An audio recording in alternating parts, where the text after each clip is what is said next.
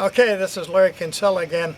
I did a thing on Facebook where I showed you what quarry blanks look like, how quarry blanks are found in the creek, but I didn't show you what you do when you quarry. So really what you do is you look through the creek, only about 1/1000th of the rock is going to be good. You're going to hit about 10 rocks for every one that you put in your bucket. So what you're going to do is take a piece and you have to test it. Take your hammer stone or your hammer, take off a flake and see that it's good flint. If it's good flint, you save it. If it's not, you toss it. So this is, now the thing is you have to have some idea of what the flint looks like when it's good anyway. Something with a nice round like this, a rind, is great. But if you find a rind with this in it, these are cones that are put into the flint. When it comes down the creek, it's going to hit other rocks, and it puts these Hertzian cones in it. Hertzian cones are the basis of flint knapping. So if you find that, you know you've got a really good piece of rock, especially in these creeks in Missouri. Now this one has been tested most likely by other people. There's flakes driven off. So sometimes you just get a rock like I did here, where you'll just see a test flake. And that could be an old test flake, it could be a new test flake. It takes a while for that creek rind to form on there. So you're going to test both ends of the flint. So I've got this tested. I'm going to test this side. Ooh, that's not nearly as good. So you may want to keep going with that. And see, now that's pretty good flint, so I'd keep that one. When the Indians are doing this, they're also looking for stuff for making certain types of tools. So if you have pieces like this, these are most likely for adzes. You wouldn't want to use that necessarily for an arrowhead, but the flakes that come off it, you can make for arrowheads. This is another nice adze piece. These are bifaces. You'll notice the flakes are driven off both sides, both surfaces, and that's to find out if the flint is any good. Once you get it to this point and you know that it's good flint all the way around, that's when you want to save it.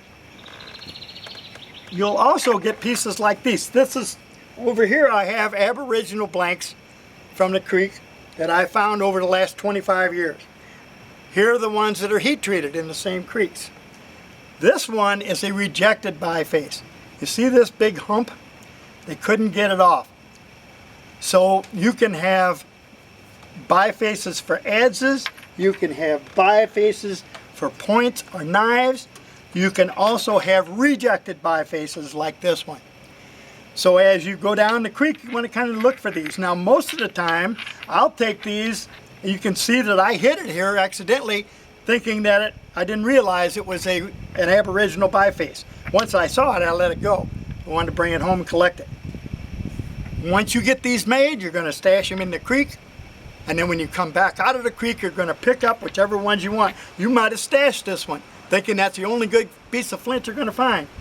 But when you start coming back up the creek, you're going to toss it, because it isn't. It's a lot harder to work. So when you're quarrying, that's what you want to do, is find the good flint. The heat treating is something else.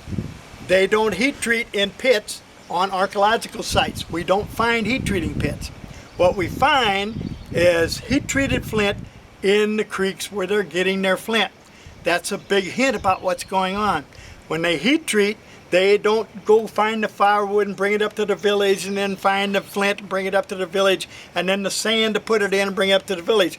All of that is right there in the creek. They're going to take a creek sediment, a sandbar, and they're going to heat treat right on that, because all the firewood's in the drift along the edge of the creek.